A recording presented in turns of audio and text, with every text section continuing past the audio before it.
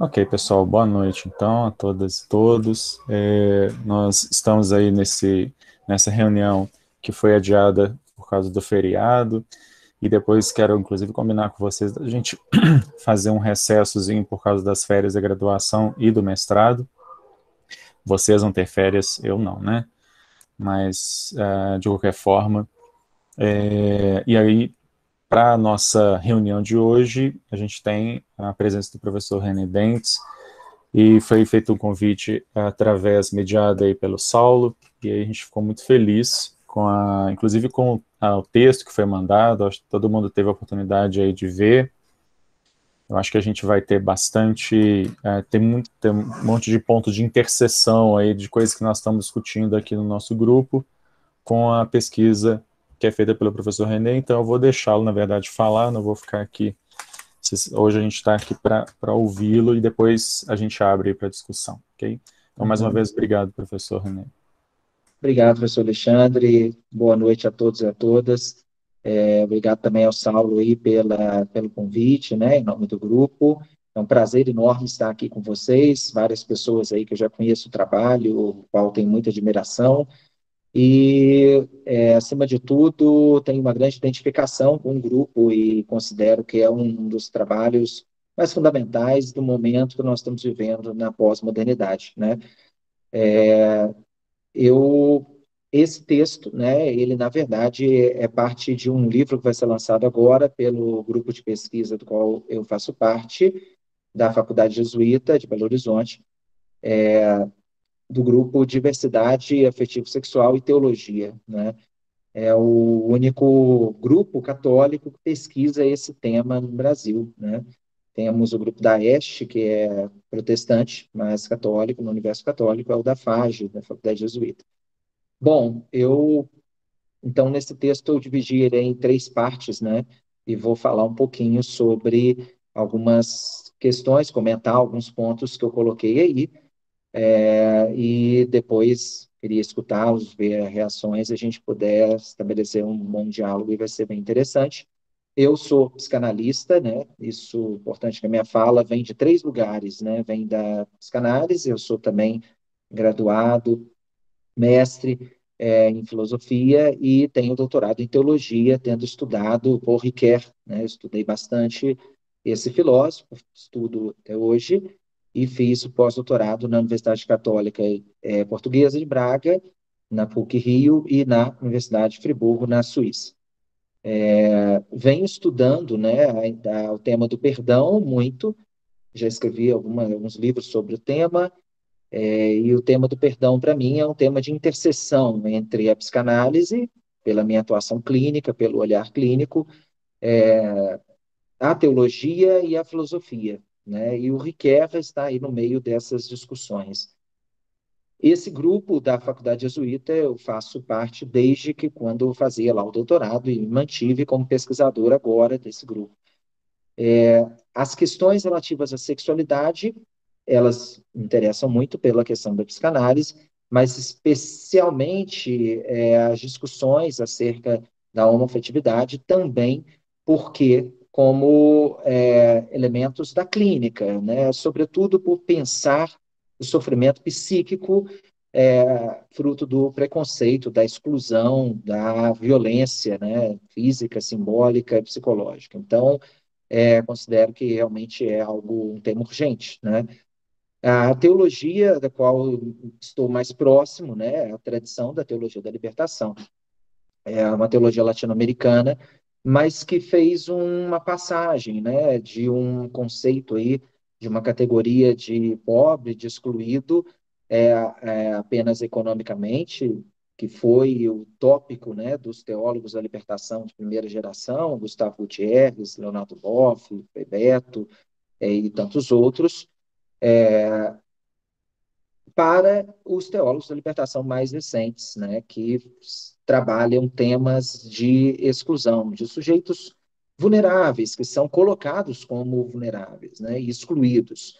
Então, é um momento da teologia que trabalha dentro de uma perspectiva da teologia feminista, dentro da perspectiva da teologia negra, dentro da perspectiva da teologia queer. Então, é aqui que está o ponto de interseção das minhas preocupações como alguém que trabalha a teologia, mas a partir de um lugar de desconstrução, como vocês vão ver aí no texto, né? Então, num primeiro momento, nesse texto, procurei traçar um breve histórico, né, de documentos. Primeiro, inclusive, não é católico, mas depois foco em documentos católicos acerca da sexualidade. Em linhas gerais, se vocês tiverem a oportunidade de ler o texto, eu falo da Conferência de Lambert, em 1930, né, que trata a sexualidade de forma muito. Em linhas gerais, os documentos todos tratam, que é um documento escrito por bispos anglicanos, trata a sexualidade de uma forma muito arcaica, ainda hoje, né, ainda hoje. E isso representa um grande problema em diversos aspectos, não só para aspectos de violência em relação ao imaginário vindo da religião, mas também em termos das próprias estruturas eclesiásticas, problemas que advêm daí, né?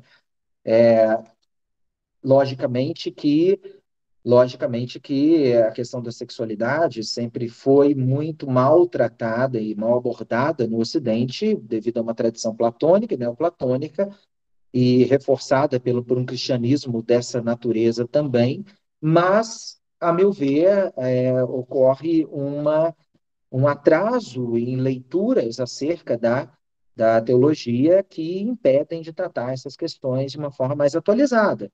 A minha indagação após Freud, após Lacan, após a psicanálise, ainda assim pouco se impactou na teologia em documentos oficiais da igreja, né? E apenas alguns grupos, né? Me parece que é uma questão mais delicada e mais difícil de ser abordada pela teologia. Mesmo teólogos da libertação clássicos não abordam tanto esse tema, né, da sexualidade, porque envolve muita coisa, envolve poder, envolve exclusão, envolve elementos da da estrutura eclesiástica, então se torna um tema complexo, não deveria ser, né? Mas, felizmente, temos alguns teólogos que trabalham esses temas. E partimos do princípio também que o tema da religião é um tema importante, porque a religião ela está no universo simbólico, está no universo dos comportamentos, como um fundamento, em algum momento, ético, né? Mesmo que não seja o único, mas fornece sentido. Então, parto do princípio que os iluministas erraram, né? Quando diziam, como Voltaire, que dali a 200 anos a religião não teria função nenhuma na humanidade. Não, pode ter. Eu costumo dizer que a religião pode ser algo muito libertador ou algo que aprisiona demais, né? Eu aposto nesse lado libertador da religião, por isso, sim, entrar em teologias decoloniais, teologias que não são do poder, né? E que tratam das exclusões, né? Bom, aí, seguindo essa tradição da Igreja Católica, por exemplo, nós tivemos vários documentos sobre a sexualidade, né? Mas a encíclica Casta Connubii sobre matrimônio, né? Já diz aqui de uma forma bem tradicional, já que o ato conjugal destina-se por natureza à geração da prole, esse é o foco, né? Inacreditavelmente, mesmo depois da psicanálise, dizendo que, mostrando claramente que a sexualidade está no núcleo da personalidade, né? Portanto, diz do sujeito, aos que, ao realizá-lo, privam deliberadamente sua força e eficácia naturais, agem contra a natureza e cometem uma ação vergonhosa intrinsecamente imoral. O caso Conube do Pio XI trata de uma forma, assim, inacreditavelmente como natureza humana. Essa é uma marca muito forte nessas encíclicas também, acerca da sexualidade, dizer que é algo contra a natureza. No segundo momento do texto, eu entro com a pós-modernidade para desconstruir isso, inclusive a teologia. Bom, nesse sentido, né, em 1951, veio a locução às parteiras, Pio XII reforçou a condenação da contracepção artificial por Pio XI, usando termos inequívocos, né? Ele é muito forte nisso, dizendo que o ensino oficial da igreja nesta matéria era agora, para todos os fins, praticamente irreformável. Parece que sobre essas questões de sexualidade, uma dificuldade enorme, inclusive, do diálogo, né? A Constituição sobre a Igreja no Mundo, de hoje, do Vaticano II, Gaudium Spes, promulgada em dezembro de 65, que foi um marco, né? O Concílio Vaticano II, como todos sabem, foi um marco na Igreja Católica e conseguiu realmente reformar muitos aspectos, né? Mas pouco em relação à sexualidade. É intrigante isso, né? Rejeitou o ordenamento hierárquico dos fins da sexualidade em termos de primário e secundário, né?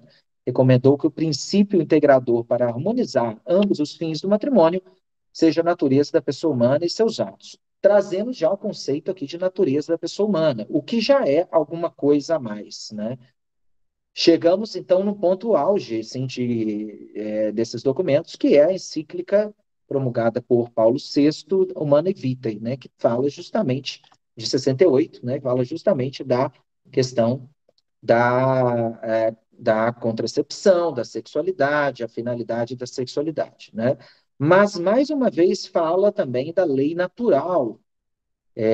A igreja ensina que qualquer ato matrimonial deve permanecer aberto à transmissão da vida, associa a sexualidade e todas as suas consequências à transmissão da vida, né?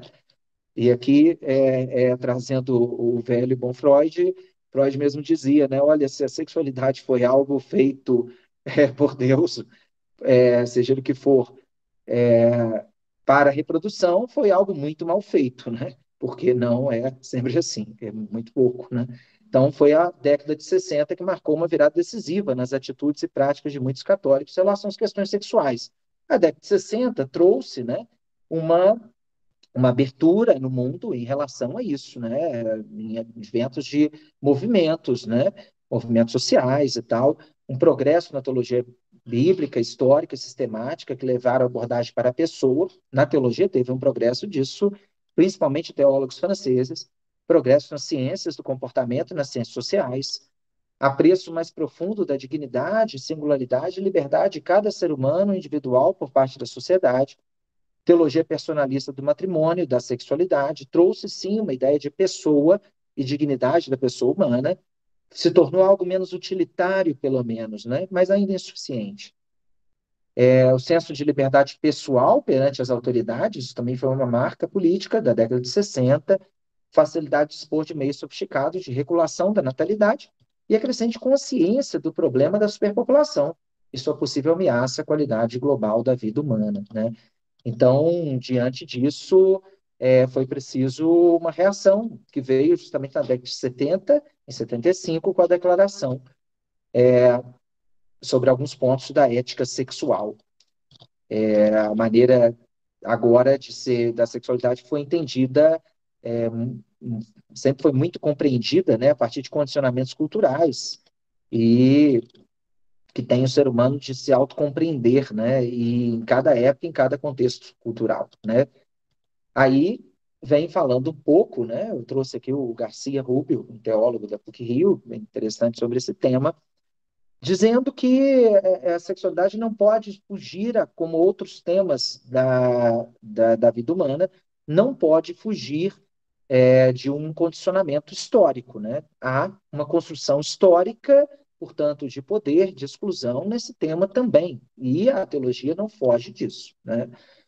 Ele fala aqui que o Afonso Garcia Rubio fala, olha, uma antropologia teológica, ela entende-se, se faz necessário ver o corpo como um todo, como uma unidade integradora no uso da liberdade, que planifica o ser humano criado amorosamente, né? Somente assim, aí vai dizer o Paulo VI, supera, por conseguinte, de longe, a mera inclinação erótica que, cultivada com egoísmo, desaparece rápida e miseravelmente, né? Aí ele vai também meio que abrir mão de uma concepção puramente da sexualidade erótica, do desejo, enfim, né? Também freando um pouco comportamentos, né? O que é sempre uma constante aqui nesses documentos.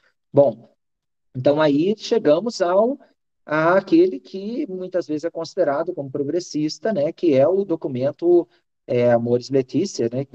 De Francisco, que traz, sim, uma orientação para abertura, relação, a sexualidade como relacional, mas também, para a decepção de muitos teólogos, latino-americanos em relação a questões ligadas à homoafetividade é retrógrado, apesar de algumas aberturas, mas, a meu ver, insuficientes ainda, seja por medo ou seja por alguma outra coisa, né?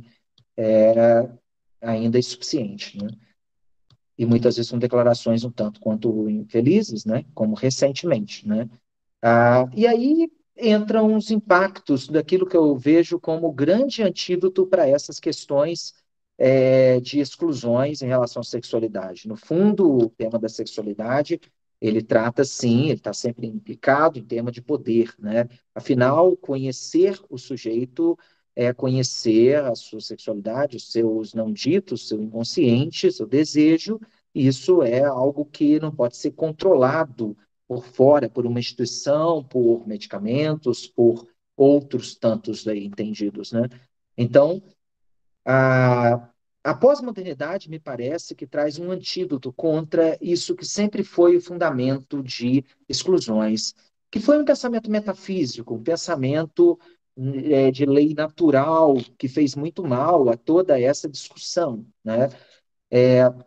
Na pós-modernidade, nós só podemos pensar a partir de Nietzsche, do conceito de Abgrund, né? O conceito de abismo, sem chão, sem fundamento. É a partir daí que nós temos que pensar também a teologia e também a sexualidade. Ela está muito mais na ordem do não dito, do inconsciente, do incontrolável, no sentido de ela é fluida e ela não pode encontrar categorias, né? Ou seja, encontrar lugares fixos, mas ela é uma energia fluida, né?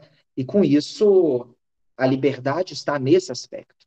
É a mesma fluidez inconsciente, no sentido de também não ser determinada por racionalidades absolutas, nem mesmo racionalidades discursivas, né? Então, seriam insuficientes, né?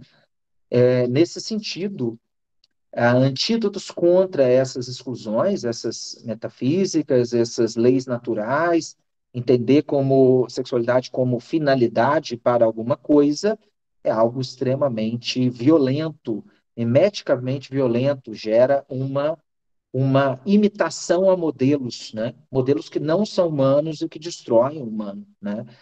Nesse sentido, a história teológica do cristianismo sempre teve um quê muito de seguir modelos e anular o humano. E isso aqui nós propomos hoje como uma mudança, né?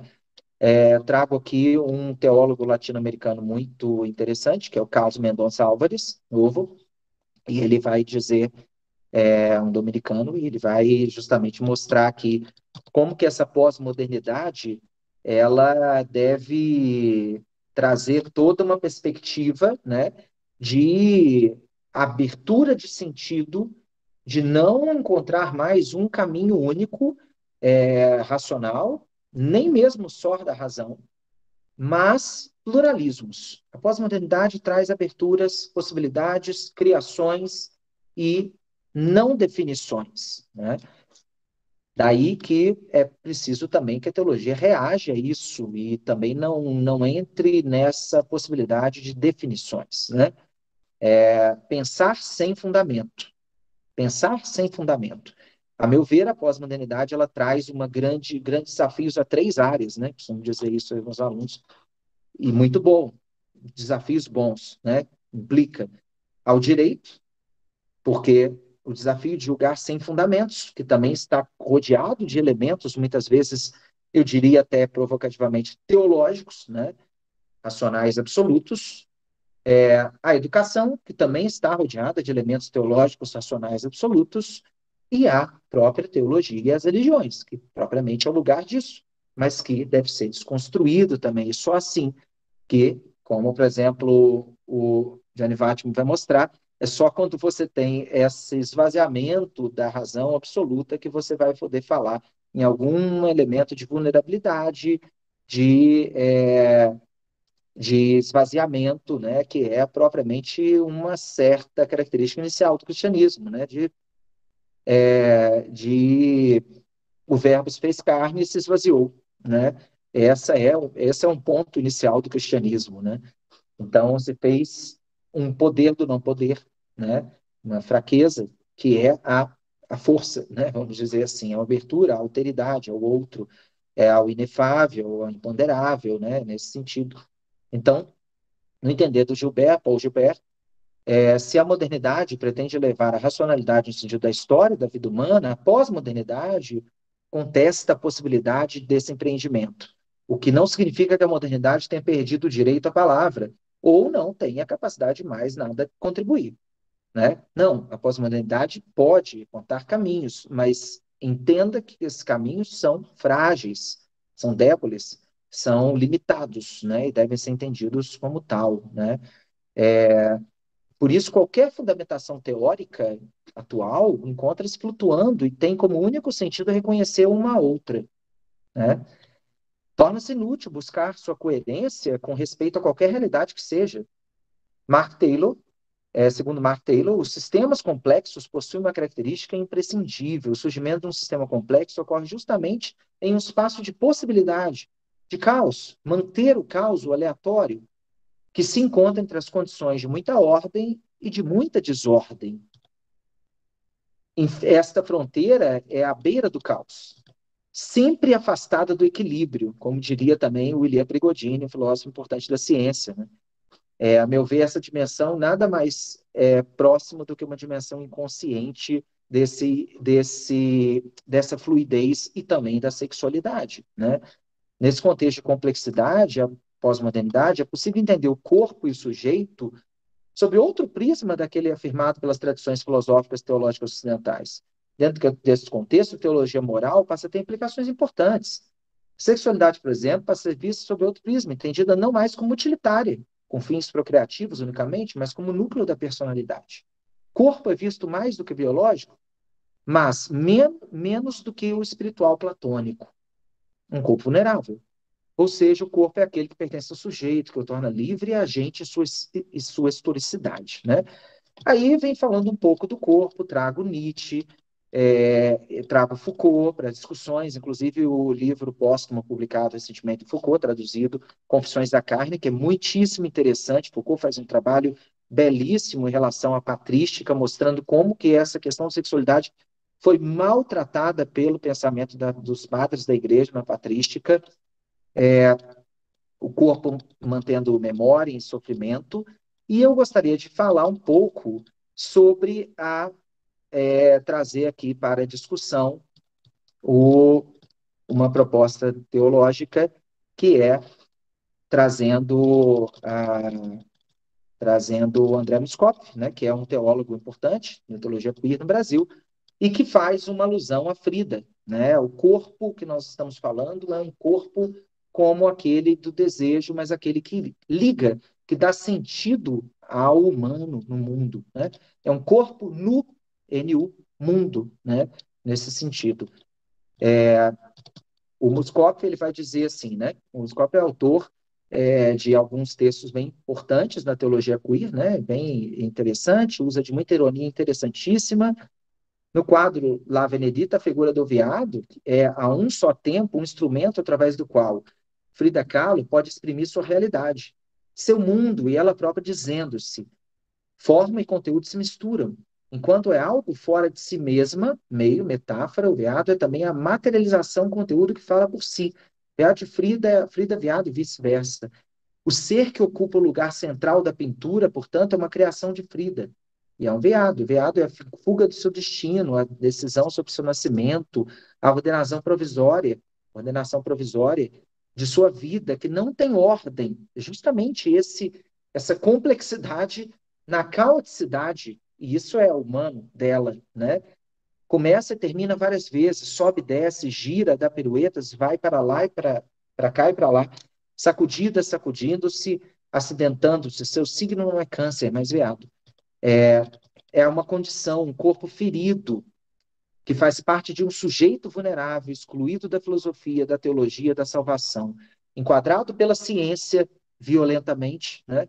E criminalizado pela sociedade, né? Muito violentamente, inclusive, ainda pela psicologia em grande parte, né? Mesmo que tenha diminuído. E aí nós defendemos um novo horizonte para a teologia da libertação. Eu trago uma citação do Padre Libânio, falecido em 2013, que mostrava, em 1990, como que a teologia da libertação deveria ah, sair da condição só do pobre, excluído economicamente, para as outras exclusões do mundo pós-moderno, do mundo plural, que se colocava, mas que ainda não eram escancaradas pela teologia, por exemplo, né? Há uma falsa dicotomia entre o pobre e os grupos vulneráveis. Aqui é interessantíssimo isso, acho que esse a gente tem que pensar bem. A privatização das terras e a privatização de corpos fazem parte de um único sistema de exclusão de poder, né? A luta pelo direito à terra, por exemplo, e a luta pela autonomia sobre o próprio corpo, quando vistas do ponto de vista da teologia queer, não podem ser separadas como se fosse resultado de trabalhadores sérios e a outra uma revolta histérica e burguesa. O projeto de uma sociedade justa e igualitária passa necessariamente pelo rompimento com o sistema heterocêntrico em todas as formas de produção do capital. Na maioria das vezes, o feminino, por exemplo, foi compreendido por meio de uma visão masculina de Maria no universo teológico católico, né? Trata-se de uma mimesis na qual a mulher é enquadrada em um modelo, em um deshorizonte de pré-compreensão, como arquétipo, modelo desde a criação do mundo. Maria é apresentada como mulher de fé, fiel, perfeita discípula, expressão concreta do amor preferencial de Deus pelos pobres. A mulher do nosso povo sente proximidade com Maria, mulher pobre, mulher do povo. A categoria mulher ficou aprisionada em um modelo feminino virginado e assexuado, que nunca reclamava de nada e era feita para servir e seguir ordens masculinas. A teologia feminista hoje, a teologia de libertação feminista, tenta mudar um pouco essa visão da mulher passiva, dessa interpretação de Maria como a passiva, a pacífica, aquela que está sempre dizendo sim, né? Eu trago uma citação aqui a partir do Caim, é o último livro do José Saramago, né? Da Salma Ferraz, que é uma estudiosa da Santa Catarina. Essa citação aqui já deu muito pano para a manga, depois vocês leem aqui, mas alguns grupos católicos não gostaram muito disso, conservadores, né, chamados de herege, mas, e aí eu trago um pouco a teologia, a teóloga argentina Marcela Altos Reit, trata de uma teologia indecente, que tenta mudar um pouco essa perspectiva de pensar a teologia a partir do feminino dentro de categorias arquetípicas, dentro de categorias prévias, né? Aliás, arquétipos, a psicanálise, a perspectiva psicanalítica junguiana aqui não é algo que eu estou balizando, né? Muito ao contrário, a partir de arquétipos é a partir de exclusões, né? Não há esse feminino e masculino como arquétipos, né? Há construções históricas, né? Com intenções. Então, nesse sentido, daí eu venho falando no final de teologia feminista da libertação, da teologia queer, e trago algumas outras perspectivas aqui. Eu gostaria de encerrar, para a gente abrir uma discussão, com uma citação da Ivone Gebara, que é uma teóloga também importante, brasileira. Depois, no final, eu coloco a análise de um caso a partir da escuta psicanalítica, né? Também, que eu acho que seria também brevemente interessante eu comentar. Talvez, a Jabara diz, talvez devêssemos julgar o gozo, ou pelo menos desejá-lo, sonhá-lo, como uma possibilidade para nós. O gozo é efêmero, fugaz, a graça em nossos sentidos, a sensualidade que vem e vai. É o temporal, o prazer do momento, o primeiro instante do encontro que não se consegue deter. É a música que acaba de ficar pronta, o copo de vinho que se acabou de beber, as despedidas depois de um encontro de amizade. Não é todo poderoso em seu reino eterno, não é puro, mas mesclado a nossos sentidos e humores. Não julga, não pune, é efêmero, misteriosamente efêmero. Sempre em movimento, indo e vindo, serpenteando por diferentes situações, cheiros, cores, é o supérfluo em contraposição ao necessário. É a leveza do ser opondo-se à sua grave necessidade. Só existe no instante. É sábio em sua fragilidade, é louco em sua dança de todos os ritmos. O gozo é regozijo. Acima também, uma citação do Carvalhais, que diz um pouco desse lugar, né? Como que talvez através dos líquidos e expressões teológicas do nosso corpo, beijos, sexualidades, representemos daqui em diante as subjetividades de nossa formação, né? E por último, para finalizar mesmo, eu falo de um caso clínico brevemente aqui, né? Uma escuta do submundo inconsciente, né? A senhora D, em seus 51 anos, possui uma fé inabalável no Deus bíblico. Leitora afinca, mulher trabalhadora, empregada, doméstica, tinha como mundo primeiro os irmãos da igreja. Sua família passou a ser vista durante 2 décadas como secundária. Ela é casada e tem um filho. Marido e filho participam ativamente da igreja também. Em certo almoço de domingo, seu filho L afirma suspeitar não gostar de mulheres e ter tido uma experiência homoerótica. Mãe e pai se silenciam, o assunto não volta. Passados 3 meses, uma irmã da igreja diz ter visto seu filho acariciando outro homem após o culto, que ela, como mãe, deveria tomar providência em relação aos atos pecaminosos provenientes do mal. Passados mais de 2 meses, o pastor chama a senhora D para uma conversa de orientação espiritual. Então, diz que ela deveria fazer uma escolha importantíssima. O filho, uma escolha importantíssima e violentíssima, né? O filho ou a igreja? O filho havia conversado com o pastor no dia anterior, explicando seu caminho de sexualidade. O pastor, então, coloca a piedosa senhora D diante de uma escolha violenta entre 2 sagrados, que era, assim, um processo tardio de simbiose, né? O filho e a igreja, entendido como filho e Deus. Importante ressaltar que em todo o processo analítico fica clara a estrutura de uma simbiose tardia existente. Filho e mãe continuam sendo uma estrutura singular, no caso. Por isso, diante do sofrimento do filho, após 5 tentativas de suicídio e automutilação, a senhora D faz a opção pelo filho, desconstruindo o Deus da igreja. No início do processo predomina muita culpa, medo de punição divina. Muitos antigos irmãos dizem que ela estava do lado do demônio quando escolheu o filho. Então, é uma história violentíssima, né?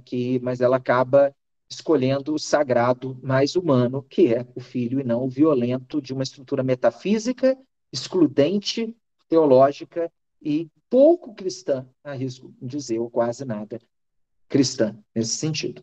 Então, é isso. No final, coloco algumas considerações aqui finais, mas é essa estrutura, de modo geral, do meu texto, que será o capítulo, como eu disse, desse livro. Obrigado, Renê. Eu acho que já deu aí, eu anotei várias coisas, mas eu quero deixar o pessoal se manifestar primeiro. O pessoal vai querer falar, mas senão depois eu já quero colocar algumas coisas. O Renê e eu, a gente conversou antes e vimos que nós temos alguns conhecidos em comum, inclusive na área da teologia. O André Moscoff é um cara extremamente interessante para se repensar uma teologia séria. Da minha perspectiva, já que eu venho de uma tradição luterana também, sou luterano, conheci o André na época do meu casamento, porque inclusive eu e meu agora ex-marido causamos uma revolução ali na ISLB, já que por causa do nosso casamento, algo que a ISLB não faz, a Igreja Luterana não faz, que é essa intervenção, porque ela é uma igreja que ela não tem uma estrutura, eu não sei, como a Igreja Católica, né?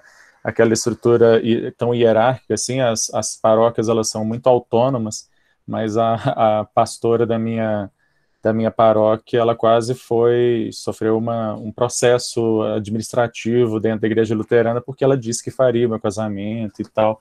E na época eu falei muito com o André, e a gente fez uma quizumba ali dentro da igreja evangélica luterana por causa disso. Isso em 2010, olha só quanto tempo que faz isso, né?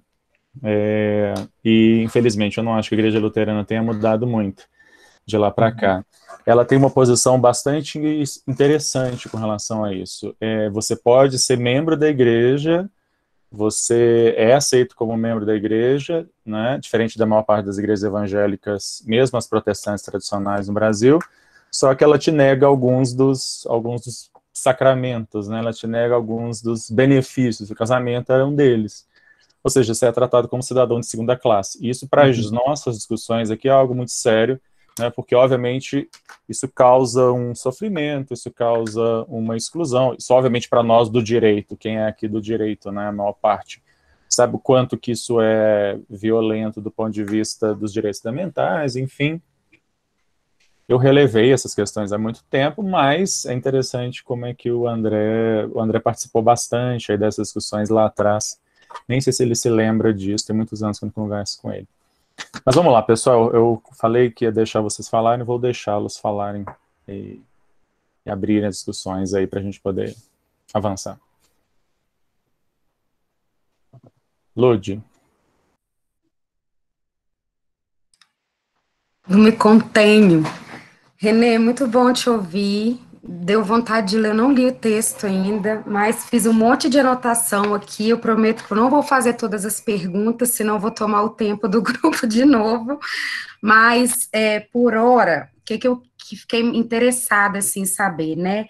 Se, psicanaliticamente falando, se a teologia ou esse enlace, né, dos religiosos com esse sacramento, não sei se a gente poderia chamar assim, se ela funciona como um recurso de sublimação desse desejo da pulsão sexual, ou se funciona mais como um recalque, e, por fim, ainda, se tem jeito, né, de se tamponar esse desejo, essa pulsão sexual, e quais que podem ser as possíveis consequências dessa operação forçada, uma tentativa, né, de recalque, se é que é possível se fazer um recalque conscientemente ou uma sublimação de forma consciente, né? Eu sei que deve haver, em alguma medida, algo da sublimação, porque consegue transformar no seu fazer religioso, né, esse destino da pulsão sexual, vamos dizer assim, para o trabalho, que é o fazer religioso, mas se tem alguma sobra, algo ali que fica latente, pulsionando mesmo, de forma que pode até levar a um adoecimento, ou até mesmo ao que a gente vê, não raramente acontecer, né, de casos de padres e religiosos cometendo abuso, ou enfim, não só abuso, né, mas se relacionando entre si mesmo, vivenciando um amor escondido. Uhum.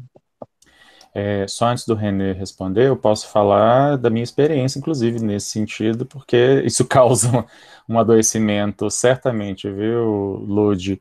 E eu acho que essa é uma questão extremamente importante. Eu acho que a gente não pode desconsiderar a questão da dimensão da religiosidade como uma dimensão importante. Até foi a primeira fala aí do René, e eu concordo que o iluminismo erra muito em achar que podia enterrar essas questões, né? Isso sim, isso causa um adoecimento, isso causa uma série. Obviamente eu não sou da área, então não posso falar. Eu vou deixar o René falar da parte técnica, eu posso falar da minha experiência, do quanto que isso de quanta energia você tem que despender de você mesmo para você se desdobrar em dois, pelo menos, para que você possa. Isso, né, exatamente isso. Não é à toa que a gente vai estar falando tanto aqui no nosso grupo em como isso vai aparecer em depressão, em suicídio e até mesmo em doenças fisicamente, né? Mas enfim, vou deixar o René falar. A minha curiosidade maior ainda é em relação aos padres, aos diaconos, né? Freira, padre, enfim, que fazem os votos e que não poderiam se relacionar nem homoafetivamente, nem numa relação heterossexual. Assim. Ou seja, no seu caso, como um religioso, mas um seguidor, não sei, um fiel da igreja, você poderia vivenciar sua sexualidade. Se você fosse heterossexual, estava tudo bem, ninguém ia te encher a paciência lá, né? Então, enfim, é uma questão com a homossexualidade. Na religião, a pulsão sexual, ela vai ter que, para os religiosos, né?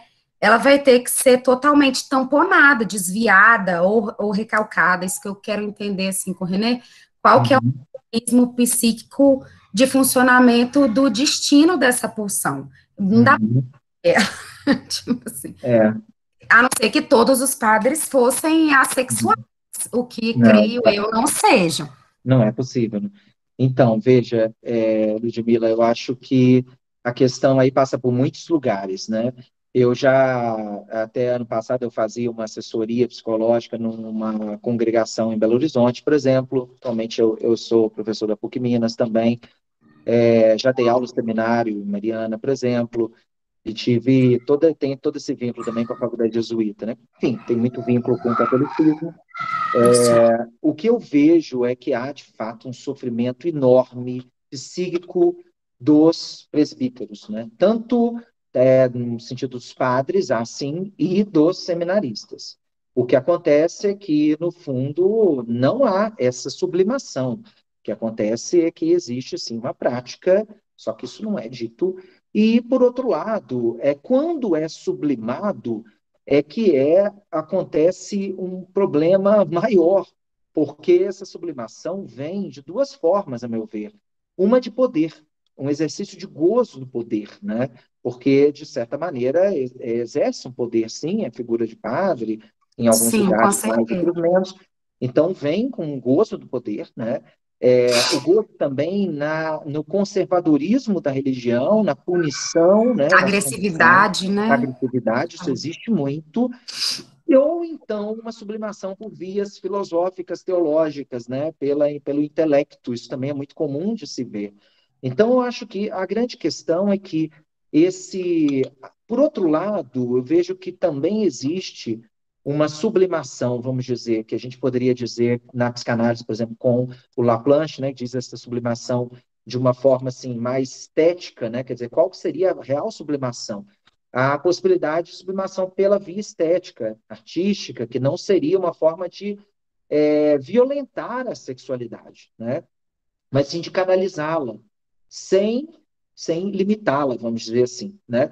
Eu vejo que alguns poucos conseguem fazer isso, pela via da criatividade, pela via da potência, até mesmo no sentido assim de construções teológicas, construções filosóficas, construções sociais, por exemplo, que eles fazem, né? Então, acho que em alguns casos, e relacionais também, né? Relacionais, pessoas que se doam. Acho que nesse sentido, sim. Mas eu não consigo deixar de ver que essa questão de sexualidade deveria ser uma questão melhor tratada e com menos proibição pela Igreja Católica, por exemplo. Eu não vejo outra forma de resolver essa questão do que dizer, olha, não tem problema. E a questão do homoerotismo na igreja também é muito mal tratada, no sentido de, primeiro, que há uma hipocrisia grande, e segundo, porque é uma prática, né? E segundo, que há essa hipocrisia de dizer também, por outro lado, que aceita-se a pessoa, mas não aceita a sua prática. Ora, então ela não pode exercer sua sexualidade, algo. Anotei isso aqui. Isso é terrível, é Fala da minha violento mãe também. direto, ela fala isso. Deus ama o pecador, mas abomina o pecado. Isso é Mas terrível, a né? gente fala, a meu primo que é casado, falei, mãe, ele ama o pecador, mas abomina o pecado, e a pessoa vai fazer o quê? Tipo, É, não tem o mínimo de coerência essa fala. mínima de coerência, tentativa de amenizar as coisas, de se tornar um pouco mais moderno, mas é o que é por isso que eu acho que assim, eu como alguém que está fazendo teologia, assim, entre outras coisas, mas fora, né, eu não sou padre, não tenho vínculo assim, tenho essa liberdade. Eu acho que tem que ter teólogos assim, né, porque a gente tem que mostrar esses lados, essas hipocrisias e é assim que a coisa pode mudar um pouco. Espero que mude de fato em alguns momentos, né? Mas há recalque, muitas vezes, essa pulsão, ela é realmente recalcada em vários sentidos aí na igreja, e por isso muitos problemas que nós temos, né? Temos diversos problemas, né? Além disso, então, você tem, assim, muitos casos de depressão, muitos casos de suicídio, muitos casos de sofrimento psíquico dessas pessoas mesmo, né? Também por parte, esse grupo nosso, né, da diversidade afetiva sexual, tem padres nesse grupo, e um deles especial, ele faz um trabalho pastoral, da pastoral da diversidade sexual na Arquidiocese de Belo Horizonte. E ele acolhe, né, nesse sentido assim, olha, chama os pais para dizer, olha, não é assim, não é assim, é preciso interpretar de uma forma mais atualizada, teologia bíblica, não é assim, não tem que excluir, e a questão do homoerotismo é preciso ser feita uma interpretação atualizada da teologia, biblicamente dizendo, né? Você tem que pegar aquele texto bíblico e entender o contexto da época, mas a mensagem essencial ali tem que ser atualizada, né? Então, não há absolutamente, teologicamente, nenhum elemento contrário à prática sexual qualquer. Não há. Não há. Uma construção de família foi uma construção exercida e que no cristianismo teve uma influência enorme do direito romano, inclusive, né? Por isso toda a relação de poder aí.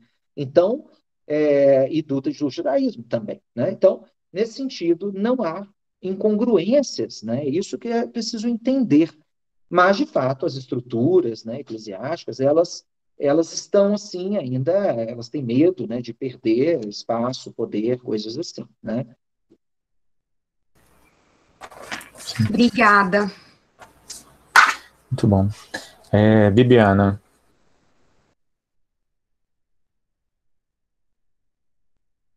Boa noite, professor Renê. Gostei muito Noite.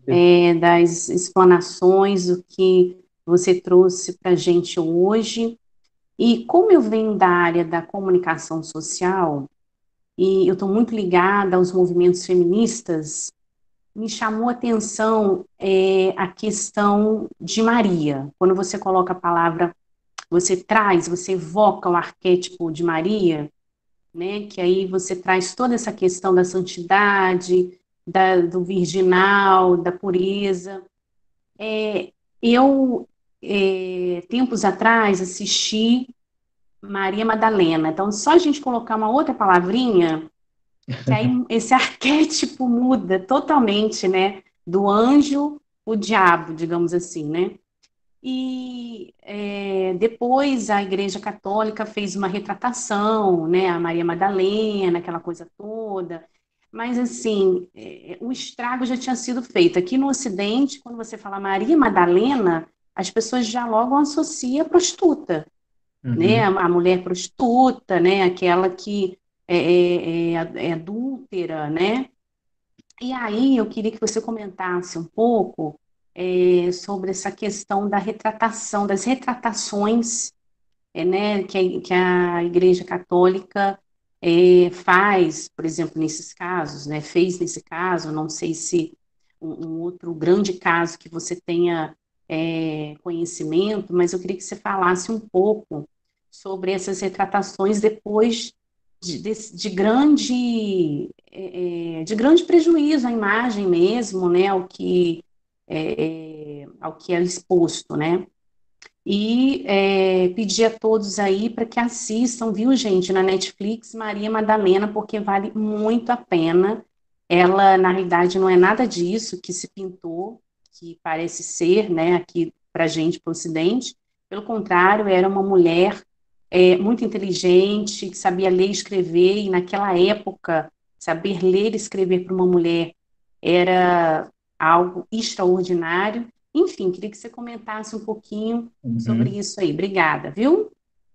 Nada, imagina, eu agradeço a pergunta. Então, primeiro, essa questão do arquétipo é justamente o que eu deixo, assim, claro, no texto, é uma desconstrução disso. Eu vejo que esse modelo, né, da mulher como passiva, que foi se colocado Maria, gerou muito problema, para o Ocidente, e violências, exclusões, né? E é um modelo que permanece ainda. Eu, por exemplo, que atendo como psicanalista em Ouro Preto e Mariana também, né? Eu vejo muito comum pessoas, senhoras, né? Vieram de distritos, pessoas que têm uma vida péssima com seus maridos, inclusive violentamente, né? Sofrem, mas dizem, não, eu não posso separar porque o casamento é indissolúvel, eu tenho que aguentar. Deus quer isso, né? Isso é muito violento. Então, não há possibilidade de se pensar libertação, né? E o cristianismo é libertação, né? Então, nesse sentido, assim, essa figura pacífica da mulher foi terrível. E é uma figura que se coloca, sim, nos textos. O curioso disso, que não é uma questão bíblica, porque Maria aparece 5 vezes na Bíblia. Não é teologia bíblica, é teologia patrística. Depois, né, sobretudo, um concílio específico que se discutiu sobre a virgindade de Maria, né? Então, isso é uma questão posterior, teológica, não é bíblica. Então, nesse sentido, de fato, assim, esse livro do Foucault, Confissões da Carne, mostra, inclusive, como que isso se deu, essa questão da virgindade entre os teólogos da patrística, e que realmente foram decisões teológicas neoplatônicas, diria assim, né, para simplificar. E, de certa maneira, assim, isso perpetuou, né, a mulher como o lugar do pecado, isso motiva a Inquisição, isso motiva diversas situações, e o corpo como aquele corpo que deveria ser intacto, né? Se a sexualidade ela já era ruim, o homem e a mulher então não passava por ela, né? Assim, vamos dizer.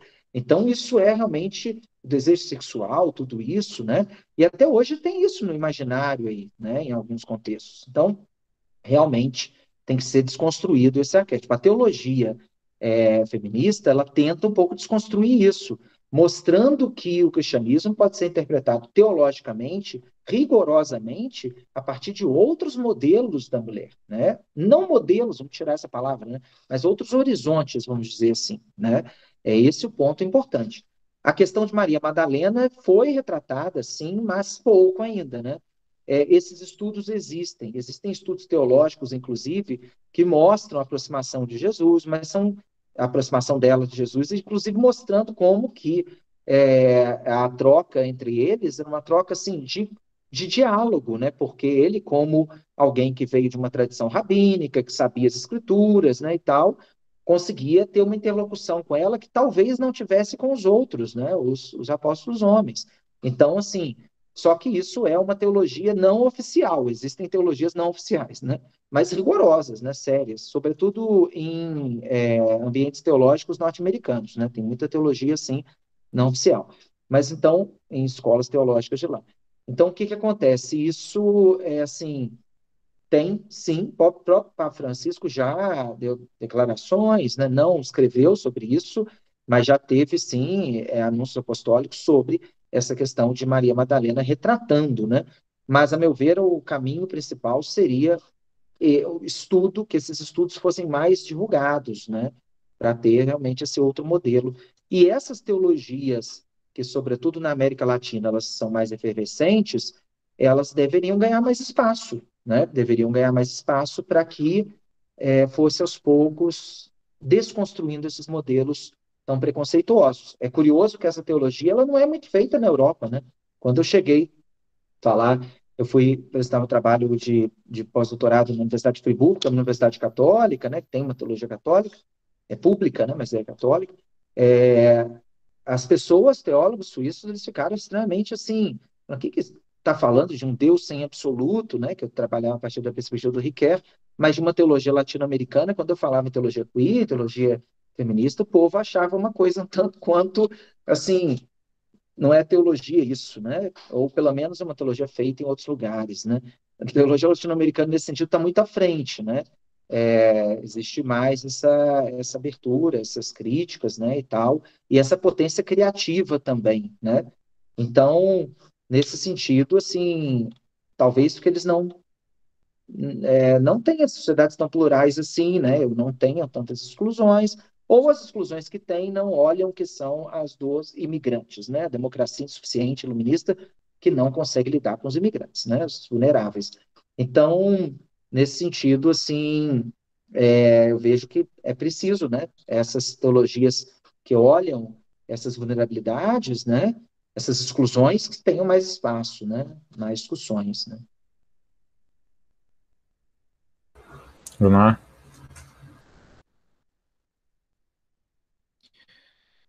Oi, vocês me ouvem, né? Sim. Boa noite, professor. Parabenizar pela brilhante síntese do capítulo. Percebi que você apresentou o capítulo inteiro para a gente aqui, praticamente. Fui vendo os tópicos e muito interessante. E aí eu queria fazer, não sei se é uma pergunta, mas talvez uma provocação para a gente pensar sobre, e talvez não sei se foge, mas acredito que não. E aí eu queria parabenizar também pelo livro como um todo, né? Viu que o seu é o primeiro capítulo, mas os títulos dos outros, então, As Fissuras na Ilusão, o Glory Hole, achei isso de uma sagacidade incrível, né? Os títulos são muito interessantes. Depois eu queria até acessar o livro todo, porque assim, fiquei muito curioso pelo livro todo.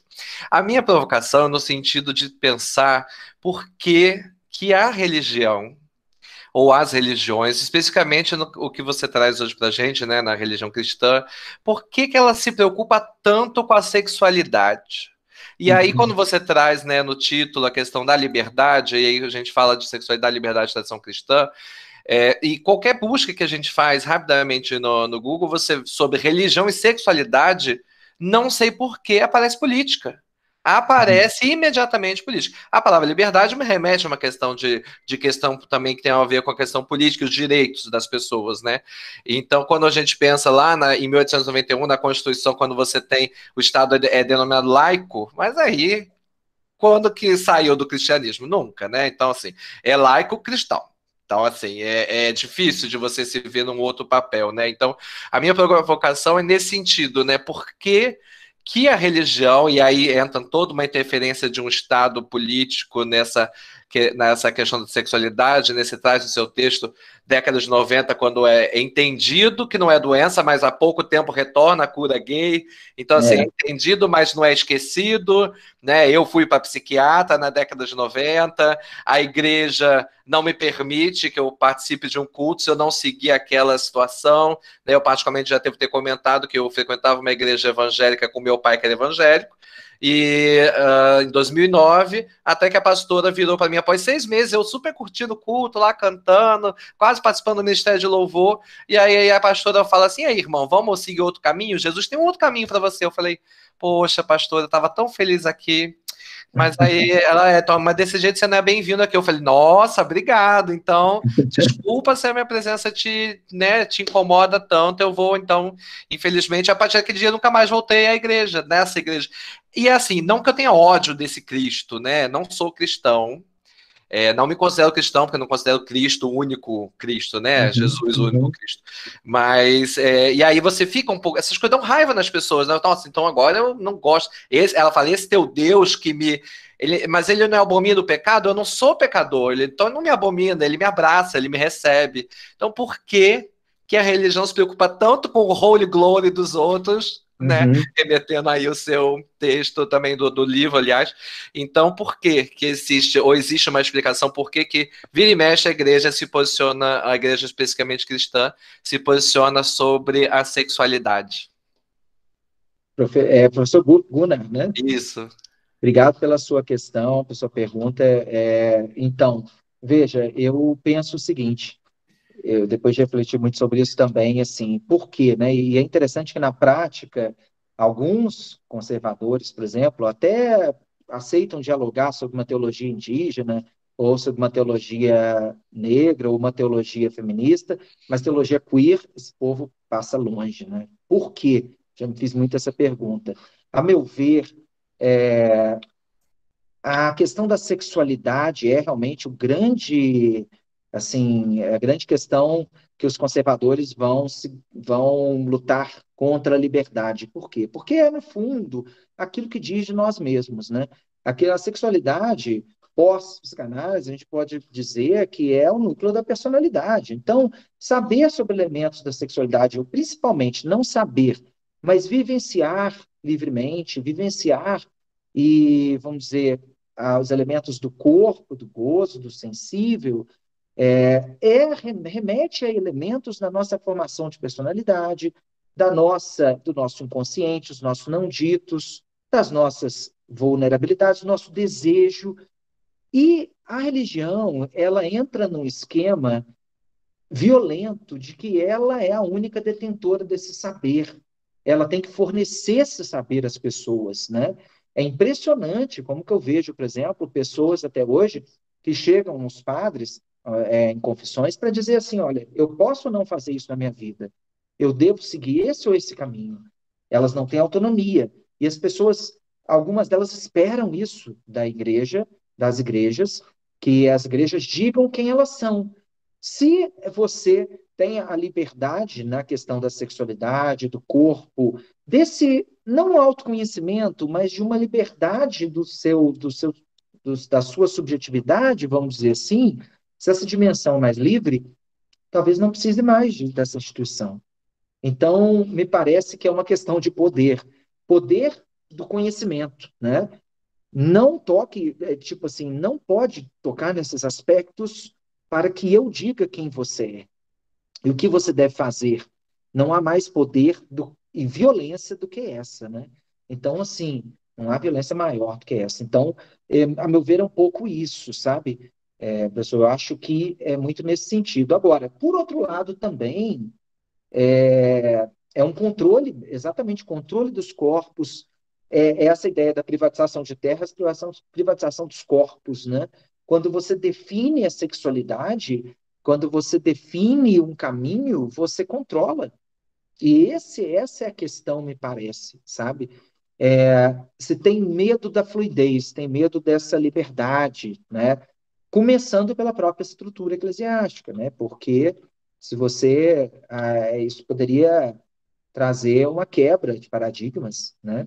Mas nesse sentido. Então, Eu me fico pensando parece que até, é um até pouco na isso. origem, né, da religião da Adão e Eva, por exemplo. Isso aí já É, mostra o padrão que as pessoas que deveriam seguir.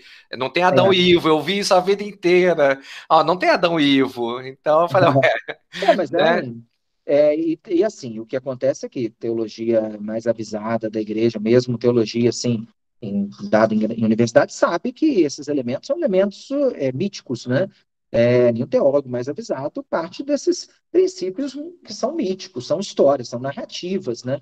Então, narrativas construídas como mito de origem, assim como um teólogo paulino também é avisado, ele sabe que, por exemplo, que Paulo está falando em Coríntios sobre a homossexualidade, é uma questão para a época, que não quer dizer, que está querendo dizer de uma sociedade que era plural e que ele queria colocar o cristianismo como ele tinha medo que o cristianismo se perdesse, né? Com uma sociedade plural, que tinha influência da Ásia Menor, tinha influência de elementos orientais, de pensamentos orientais, ele tinha medo que o cristianismo se perdesse numa certa miscigenação. Por isso, as práticas homoeróticas foram colocadas como negativas, mas isso não quer dizer que seja a questão do cristianismo teológica, né?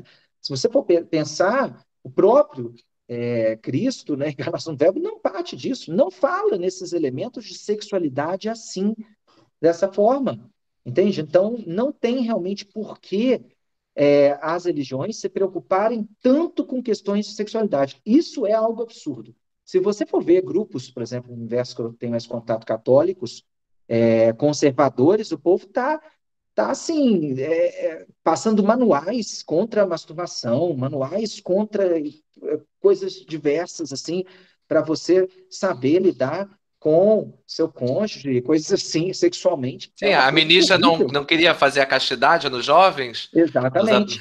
Dizendo que era só rápido, né? Como que ela dizia, 30 segundos, mais que isso já seria pecado, né? Uma coisa assim, terrível. É beira o ridículo, né? Uma paranoia, assim, parece com medo, né, da sexualidade. Então, realmente, entra em níveis patológicos isso, né? Realmente é isso. Eu acho que a gente do direito faz isso também e a medicina faz isso também, né? Para o direito, causa pânico também essa ideia de que a sexualidade ela é fluida, de que não podem haver categorizações, que não há uma determinação nem racional absoluta e nem mesmo discursiva, mesmo para o pessoal mais avançado aqui do direito, que trabalha com filosofia da linguagem, por exemplo, falar que alguma coisa foge da possibilidade do discurso também causa um impacto enorme. Então, assim, o direito também, a gente faz a mesma coisa, talvez dando outros nomes, mas para nós também categorizar, encaixotar as pessoas e as sexualidades em determinados modelos, né, é algo que é fundamental, porque para nós o direito não funciona sem ser assim, ó, esse é um dos grandes desafios que a gente tem, inclusive aqui, né, no grupo e tal. E da mesma forma a medicina. O pessoal da medicina, eu acho que não está aqui hoje, então a gente pode falar mal à vontade, mas eles também têm essa concepção de corpos, a própria ideia de corpos saudáveis, né, ela também trabalha com determinados tipos humanos que violentam imensamente, né, aqueles que transgridem ou querem transgredir e têm direito de transgredir essa sexualidade, enfim. Então, acho que todas essas críticas que são feitas a uma teologia conservadora, elas podem ser feitas igualmente também ao direito com o qual eu fui formado, acho que com qual a maior parte aqui da área também foi formada.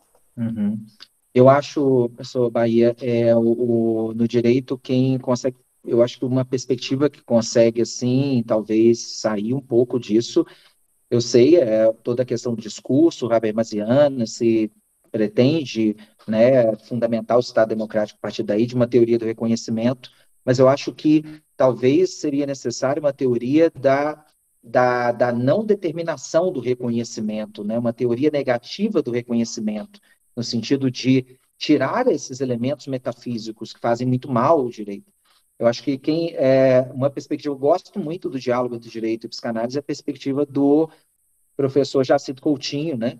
Miranda Coutinho, eu acho bem interessante, do Alexandre Rosa também, eu acho bem, Alexandre Moraes Rosa, é interessante porque, assim, traz essa perspectiva da psicanálise, sobretudo lacaniana, do não dito, dessa incompletude, alerta sempre o direito que há sempre um espaço de incompletude, de não dito, e disso depende a democracia, né? Então, essa incompletude, ela é sempre importante, e me parece que na questão da sexualidade também tem que se manter essa reserva de incompletude de não ditos, porque senão cai-se em elementos miméticos, né, de imitação, de enquadramentos violentos, muitas vezes, né? Sim, sim. A minha formação é em Habermas e tal, e para mim eu demorei bastante tempo para poder perceber que nem tudo pode ser, existem níveis não discursivos, e que precisam haver, inclusive, esses níveis não discursivos para que haja realmente liberdade, enfim. Deixa eu só seguir aqui, para minha ordem, o Lucas, que também queria falar alguma coisa. Primeiramente, eu queria agradecer ao professor René e ao professor Alexandre. Eu estou corrido aqui hoje, daqui a pouco começa a prova, mas eu pretendo ser bem sintético e fazer comentários em relação à fala do professor René, que eu achei bem interessante. Tem uma pesquisadora que eu admiro muito, que é a professora Meg Hayara, inclusive a primeira professora travesti negra a se formar doutora no Brasil, que ela faz um estudo, ela tem 2 artigos que ela faz estudos com a iconografia das religiões. Principalmente ela foca em religião na católica, né, que é a que mais tem iconografia no nosso contexto brasileiro. E é bem interessante que ela percebe e verifica que na história da Igreja Católica e na história da religião católica existem figuras que exercem sexualidade. São santos que mais tarde foram canonizados, como, por exemplo, São Baco e São Sérgio, ambos que a gente brinca que eles são os padroeiros das bichas, que eles eram assumidamente homossexuais e faziam parte da igreja. Isso antes do século XII.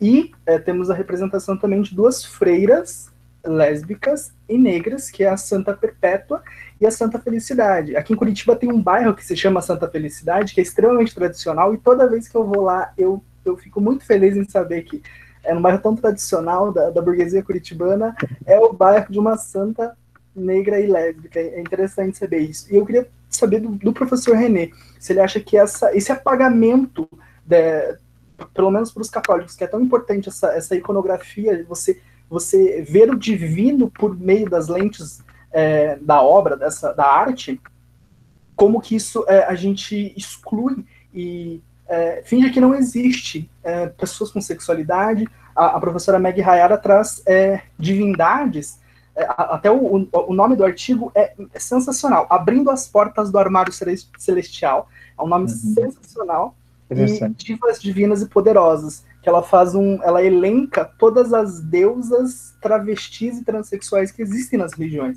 e que não são poucas, são algumas representações, e que por vezes a gente esquece não, a gente realmente existe um epistemicídio para que a gente não tenha conhecimento dessas situações. Queria saber do professor René o que seria interessante a gente trazer esses diálogos e, sei lá, contar na catequese que existia santos e santas das mais variadas sexualidades e identidades de gênero, né? Ou a gente continuar nesse apagamento e fingindo que as coisas não existem, deixar tudo por baixo dos panos, como infelizmente às vezes a igreja gosta de fazer. Muito obrigado, professor René. Obrigado pela sua pergunta, Lucas. Eu acho que eu já ouvi falar, sim, o São Baco e essas freiras lésbicas, né? Tem alguns grupos teólogos aí que falam um pouco, mas não é contado popularmente, né? Isso só fica entre teólogos aí heréticos, né? Mas no fundo, herético entre aspas. Mas no fundo, assim, eu acho que seria importantíssimo, porque mostrar que a história do catolicismo teve diversidade, né? Então, outro, por exemplo, que também é muito estudada, né? A Santa Teresa d'Ávila, a Santa do Gozo Místico, né? Mas que, veja, é interessante porque, assim, ela é muito estudada, inclusive quem estuda mística e psicanálise, né? Só que era uma sexualidade que era sublimada, né? É o gozo místico como um gozo de Deus, assim, né? Então, num certo sentido, é alguém que não rompe, que está ali seguindo os padrões e tal, mas é uma forma, assim, já diferente da sexualidade ali, né? De ação, de vivência. Eu acho que esses elementos, assim, dessas pessoas, dessas histórias, deveriam ser, sim, colocadas, né? Só que eu acho que esbarra muito nessa questão de um modelo de santidade. E aí, a crítica de Freud cai muito bem para esse modelo, né? Esse modelo inalcançável, esse modelo de anulação do corpo, né? Dessa neurose de se querer chegar a uma perfeição não humana, né? E se você for pensar, quem fala mais em santidade hoje em igrejas dos conservadores, eles lutam o tempo todo, de uma forma paranoica, como eu disse, para chegar a essa anulação dos desejos, né? Parece que só isso que importa, né? Então, eu acho que esses exemplos aí, eles deveriam ser colocados, mas dificilmente, porque são, né? Porque são, assim, contra a maré, né? Do que é considerado como oficial, vamos dizer assim, né? Se você for ver, por exemplo, até as imagens, assim, de santos que depois se vangloria tanto de ter tido corpo incorruptível, né? Quer dizer, não foi é, não foi corroído com o tempo, depois o santo morre, aí fala, é uma prova de que aquele corpo ficou intacto, né? Que foi santo, santidade. Santidade, no catolicismo, de uma forma geral, na teologia católica, é vista como questão da sexualidade, como não exercer tanto, né? O exercer de forma moderada ou dentro de padrões. Então, é terrível isso. Eu acho que esses exemplos que você fala, eu já vi falar assim, iria até estudar um pouco mais, mas eu acho que seria muito interessante de ser trazido assim para comunidades, né?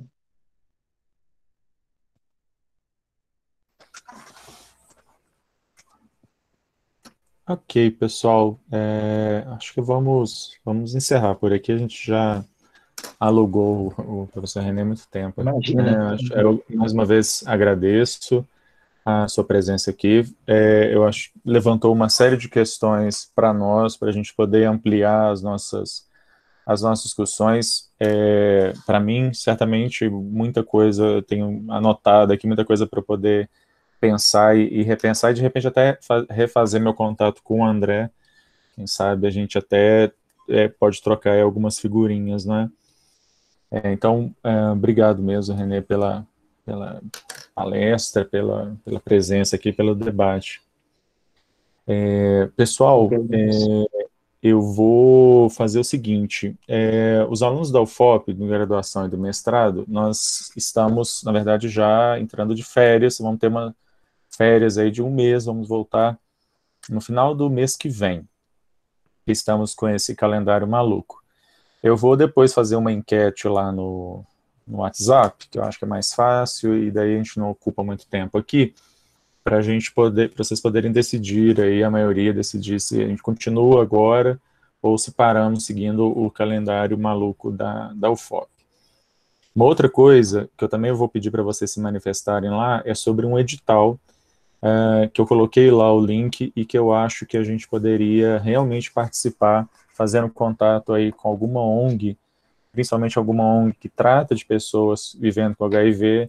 Eu acho que a gente poderia participar daquele edital e depois eu queria ver quem é que tem interesse em pensar mais especificamente o edital. No mais, eu acho que é isso por hoje. Renê, se você quiser fazer aí a despedida do pessoal, dar as suas últimas palavras. Bom, eu que agradeço, professor Bahia, pelo convite, viu? É um prazer enorme dialogar com vocês. As perguntas foram de altíssimo nível, deu oportunidade aí de desenvolver mais os pensamentos. E obrigado aí pela empatia de todos e pela participação aqui também. Eu estou à disposição, se quiser continuar esse diálogo em outros momentos, estou à disposição também, fora aqui da internet, tem aí minhas redes sociais, podem acompanhar, e também o WhatsApp, se quiser passar para todos aí, será um prazer aí continuar o diálogo com vocês. E também se sinta convidado a participar das nossas próximas reuniões, se tiver aí um tempinho, quiser discutir aqui com o pessoal. Eu falei que hoje não tinha o pessoal da medicina, tem o Gunnar, mas o Gunnar é tranquilo, e também ele dá enfermagem, então ele é mais tranquilo. Mas o pessoal hard aqui da medicina, de vez em quando eles pegam um pouquinho no pé aqui quando eu falo algumas coisas.